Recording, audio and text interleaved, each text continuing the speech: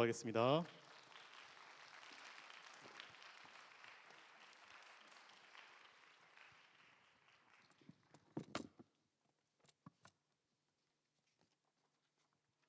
안녕하세요. 안녕하세요. 소리가 좀 작은 것 같아서 다시 한번 물어보겠습니다. 안녕하세요. 네, 반갑습니다. 제가 처음으로 감신대에서 채플에 설교를 하게 되는데요. 이런 기회를 주셔서 대단히 기쁘게 생각하고 있습니다. 우선 저를 초청해 주신 총장님과 그리고 아주 세심하게 많은 것들을 도와주신 한혜연 목사님께 진심으로 감사를 드리고요. 저와 오랫동안 기독교 교육학회에서 학문적인 동반자로 저와 함께 일을 해주셨던 존경하는 양성진 교수님 그리고 박진경 교수님께도 진심으로 감사를 드립니다. 감신대는 저에게는 굉장히 가까운 학교이기도 합니다. 거리적으로도 가깝지만 제 조교가 감신 출신이 많아서요. 지금 현재 조교도 그렇고 지난 조교도 그렇고 계속 감신 출신 학생들이 제 조교를 했기 때문에 저는 거리적으로도 가깝지만 심리적으로도 굉장히 가까운 학교가 감신대가 아닌가 생각합니다. 이번 기회를 통해서 여러분들과 이렇게 교류할 수 있게 돼서 진심으로 기쁩니다. 제가 즐겨 읽었던 상도라는 소설이 있습니다. 이 소설은 체이노 작가가 집필한 소설로서 오래전에 신문에 연재됐던 소설이기도 합니다. 조선시대를 배경으로 상인과 양반이 이 소설에 나오게 되는데요. 그중 한 양반이 그 모인 사람들에게 질문을 던집니다. 하루에 숭례문을 드나드는 사람들의 성씨가 몇 개인지 아느냐라는 질문을 던집니다. 모여있던 사람들이 숭례문을 왔다 갔다 하는 사람 중에 성씨가 몇 개나 될까라고 고민하다가 한 상인이 다음과 같이 대답합니다. 하루에 숭례문을 드나드는 사람들의 성씨는 2개의 성씨가 있습니다. 라는 의외의 대답을 내놓습니다. 이어서 그는 이씨와 해씨입니다. 라고 대답을 합니다. 여기서의 이씨는 나를 이롭게 하는 사람이고요. 해씨는 나를 해롭게 하는 사람입니다. 라고 대답하는 내용이 나옵니다. 이 장면을 읽으면서 저는 이 상인이 세상을 보는 관점을 확인할 수 있었습니다. 그 상인에게는 나를 이롭게 하는 사람과 나를 해롭게 하는 두 부류의 사람이 존재한다는 것입니다. 오늘 읽은 로마서 8장 1절부터 9절까지의 말씀, 그리고 창세기 25장 야곱의 이야기에는 앞에서 말한 거는 조금 다르지만 2가지 유형의 사람, 그리고 2가지 유형의 민족이 나옵니다. 강한 민족과 약한 민족, 들을 좋아하는 사람과 집에 머무는 사람, 하나님의 영에 속한 사람과 육신을 따라 사는 사람, 성령 안에 거하는 사람과 죄에 속한 사람 등 2가지 유형의 민족, 그리고 2가지 유형의 사람이 등장하고 있습니다. 오늘 읽은 2개의 본문을 통해서 우리는 단어에 내포되어 있는 이원론적인 사고를 쉽게 발견할 수 있습니다. 여러분들이 알다시피 이원론이란 철학, 종교, 심리학에서 많이 거론되는 개념입니다. 이 개념은 세상이나 사상을 독립적인 2개의 근본 원리로 설명하고 있습니다. 이원론에서 흔히 등장하는 독립적인 2개의 근본 원리로는 빛과 어둠, 선과 악, 영혼과 육체 등이 있습니다. 이원론에서는 2개의 원리가 상호 독립한다고 보고 있으며 이 상호 간에 독립된 2개의 원리가 서로 간에 대립하고 갈등한다는 것을 이야기하고 있습니다. 그러나 이 같은 대립과 갈등의 과정을 통해 어느 하나가 궁극적으로 승리하게 된다는 입장이 흔히 이원론에서 자연스러운 논리적 귀결이라고 알려져 있습니다. 이 같은 이원론적 관점에서 볼 때 야곱이 에서와의 투쟁에서 승리하며 영이 육을 이긴다는 성서의 이야기는 너무나 당연한 귀결이라고 볼 수 있습니다. 야곱의 이야기는 여러분들이 너무나 잘 알고 있는 이야기입니다. 리브가의 태로부터 하나님의 선택을 받고 태어난 야곱, 장차 형의 섬김을 받게 될 사람, 강한 족속으로 성장할 이스라엘의 태조가 바로 야곱입니다. 야곱이라는 이름의 의미가 하나님께서 보호하신다는 뜻을 가지고 있는 것처럼 성서의 기자는 야곱이 리브가의 태로부터 하나님의 선택과 보호를 약속받은 인물이라는 것을 잘 보여주고 있습니다. 그러나 선택을 받고 태어난 야곱이 성장하면서 성서에 기록된 최초의 행동은 형과의 협상을 통해 맏아들의 권리를 받아내는 행동이었습니다. 후에는 아버지를 속여서 형이 받아야 할 축복도 빼앗는 인물로 나타납니다. 유언론에 의하면 하나님의 선택을 받은 야곱은 당연히 성령에 속하며 의롭게 자라나야 할 인물이고, 종국적으로는 죽음의 세력을 누르고 생명의 자리에 속한 인물이어야 할 것입니다. 그러나 성서에 기록된 야곱의 모습은 결코 하나님의 성령의 법에 속한 인물처럼 보이지는 않습니다. 하나님은 왜 이런 사람을 선택하셨을까요? 생명과 성령의 법에 속한 인물, 성령을 따라 살아야 하는 인물이어야 할 것으로 생각되는데 왜 이런 인물이 하나님의 선택을 받았는지 의문이 생겨나기 시작합니다. 오늘 읽은 본문 로마서 8장에는 하나님의 영이 너에게 거하시면 너희가 육신에 있지 않고 성령에 있다라고 서술되어 있습니다. 그러나 하나님의 선택을 받고 하나님의 영이 함께하는 야곱은 왜 하나님의 선택을 믿지 않고 형을 속이고 아버지를 속이는 아주 세상적인 노력을 했을까요? 야곱의 형인 에서도 자신을 속이고 아버지를 속인 야곱이 하나님의 선택을 받았다는 사실을 아마도 인정하기 어려웠을 것 같습니다. 야곱은 흔히 우리가 생각하는 의의 인물도 아니고 완벽하게 하나님의 법과 영의 영역에 속해 있는 것 같지도 않습니다. 완벽하게 하나님의 법에 속한 인물이 아닌 야곱을 하나님은 왜 선택하셨을까요? 유언론은 앞서 언급한 소설 상도의 이야기처럼 인간의 실제와 삶을 설명하고 인간의 관점을 드러내주는 하나의 이론입니다. 그러나 이 같은 이원론적 사고와 구조가 현실 속에서 인간의 삶을 제대로 설명하고 드러내주는지에 대해서는 의문을 제기해 볼 수 있습니다. 뿐만 아니라 이원론의 관점에서 하나님 야곱을 선택하신 하나님의 뜻을 완전하게 이해하기란 그리 쉽지 않은 것 같습니다.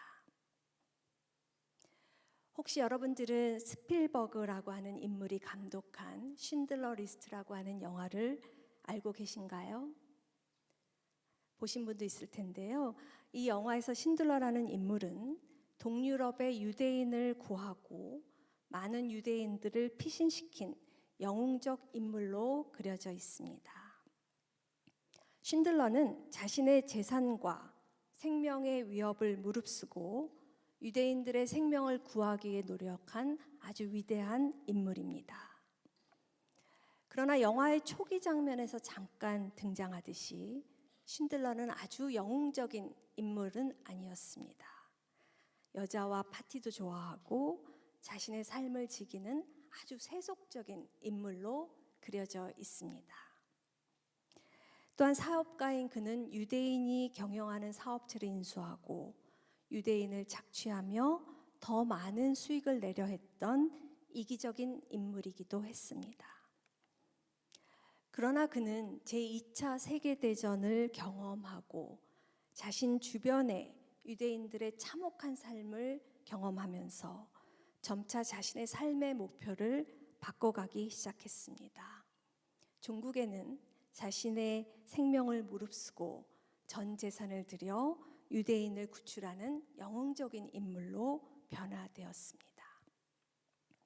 야곱도 초기의 모습은 성서에 나타나 있는 대로 자기의 이익을 위해 인간적인 노력을 시도하는 세속적인 사람이었습니다. 자신이 속한 집을 떠나 외삼촌 라반의 집으로 가면서도 그는 여전히 세속적인 욕심과 이익 추구라는 자신의 목표를 성취하려 했습니다. 베델에서 꿈을 꾸고 하나님을 만나는 체험을 했음에도 불구하고 야곱은 그리 변한 모습을 보이고 있지는 않습니다. 라반의 집에서도 여전히 라반과 협상을 하고 품삯을 정하고 많은 부를 축적하였습니다. 여러분들이 아시다시피 야곱은 하나님의 축복을 받고 고향으로 돌아오면서도 자신이 속인 형을 만나기 직전에 심하게 두려워하는 인간적인 모습도 보입니다. 자신의 소유와 가족을 먼저 고향으로 보낸 후 야곱은 홀로 남아서 두려움과 고민에 빠진 모습을 보였습니다. 야곱에게 있어 야복강 너머에는 그리운 교양도 있지만 동시에 자신을 미워하고 자신의 행위를 비난할 형도 함께 존재합니다. 뿐만 아니라 형이 400명이나 되는 사람을 이끌고 자신을 만나러 온다는 이야기를 들으면서 야곱은 이 난관을 해결해야 하는 상황에 놓이게 됩니다. 리브가의 태로부터 하나님의 선택을 받았지만 야곱은 자신을 지금까지 이끌어주고 지켜주신 하나님에 대한 확신보다는 여전히 형에 대한 두려움을 드러내고 고민을 하는 가장 인간적인 모습을 보였습니다. 이는 현대를 살고 있는 우리들의 모습과 그리 달라 보이지는 않습니다. 우리는 하나님의 영에 속한 사람이라고 믿고 기독교인으로 살아가고 있지만 여전히 영과 육, 생명과 죄 사이에서 잘못된 선택을 하곤 합니다. 때로는 어느 한쪽이 아닌 양쪽에 걸쳐 있는 이중적인 모습도 보입니다. 살아가는 동안 경험하게 되는 어려운 상황을 앞두고 하나님의 은혜와 선택을 신뢰하기보다는 주변 사람과의 관계를 통해 혹은 권력을 이용해서 혹은 금전적인 것에 의존하여 해결하려는 모습도 보입니다.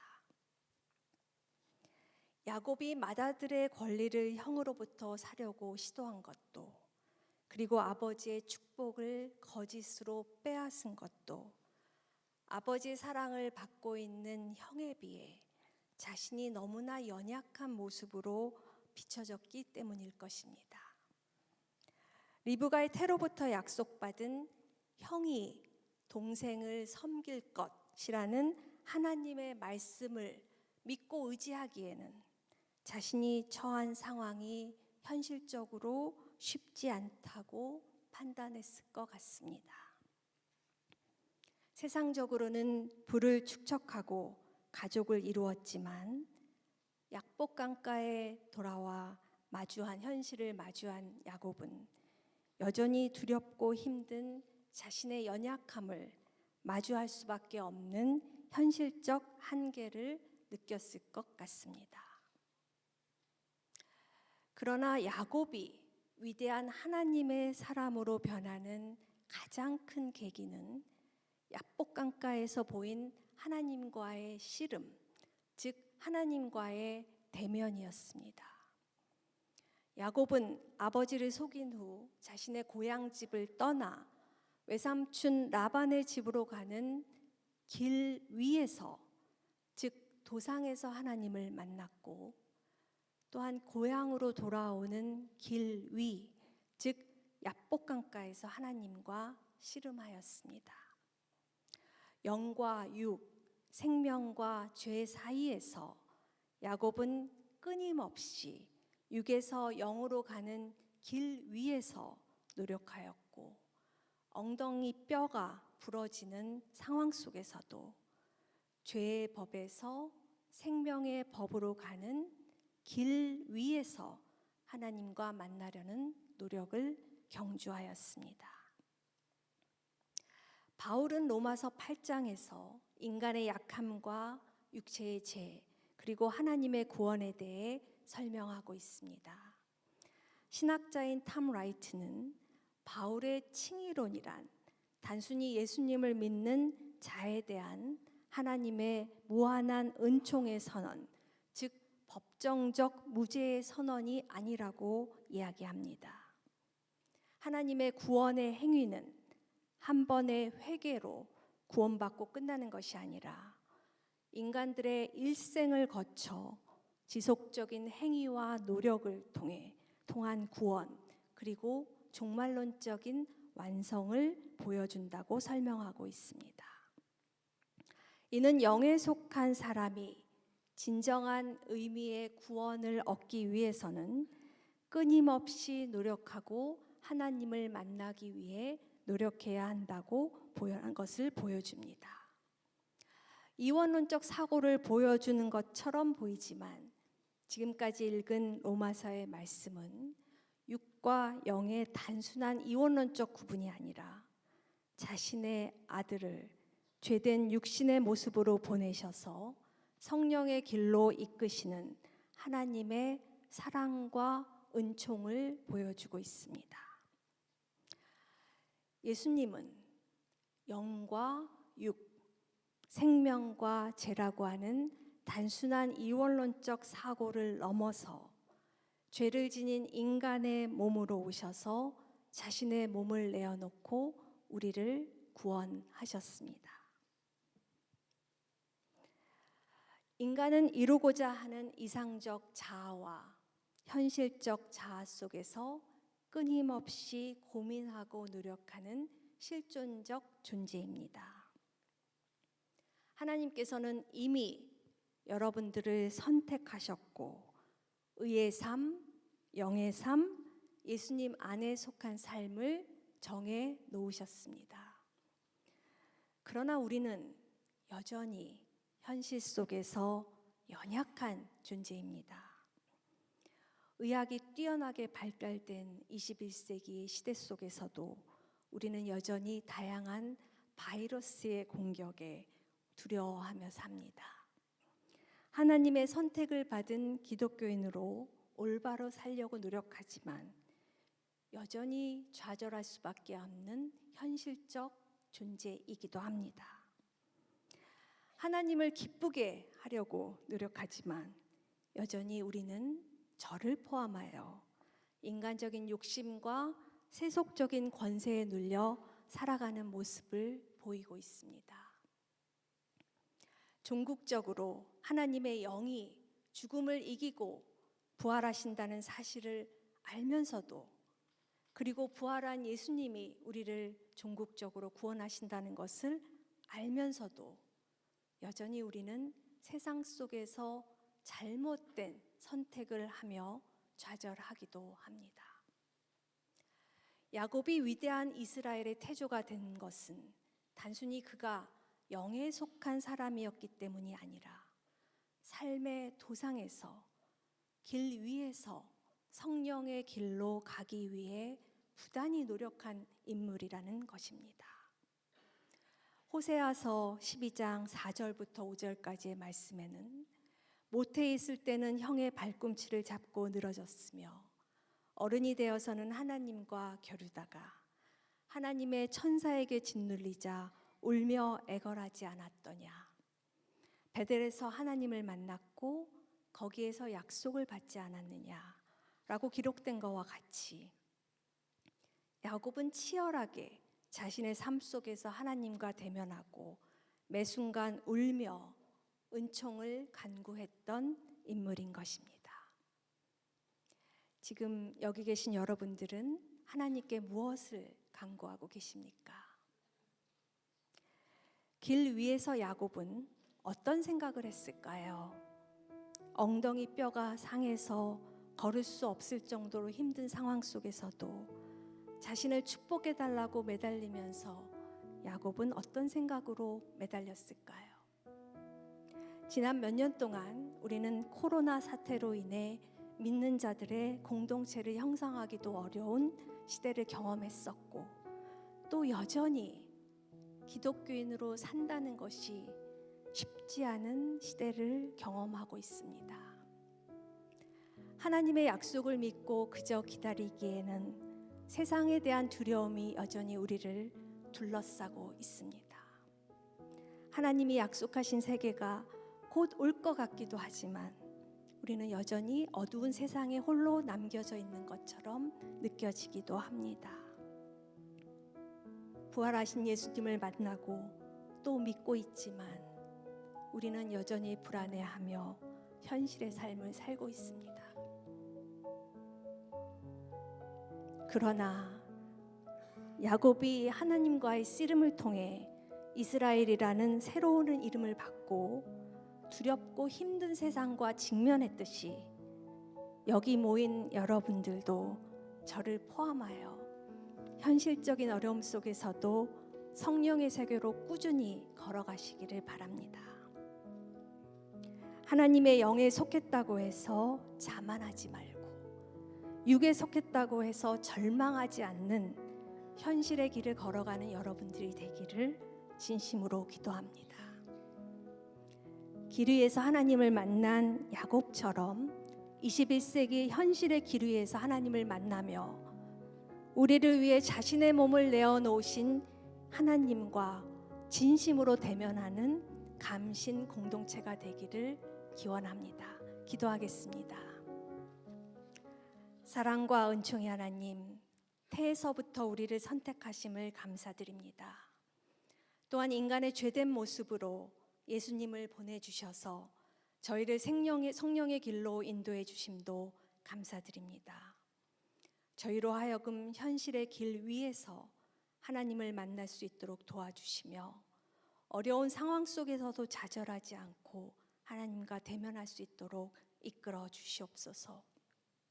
감신대의 신앙 공동체가 하나님을 만나며 성령의 길로 꾸준히 나아갈 수 있도록 저희와 함께하여 주시기를 바랍니다. 저희를 위해 이 땅에 오셔서 자신의 몸을 내어놓고 우리를 구원하신 부활하신 예수님의 이름으로 기도드립니다. 아멘.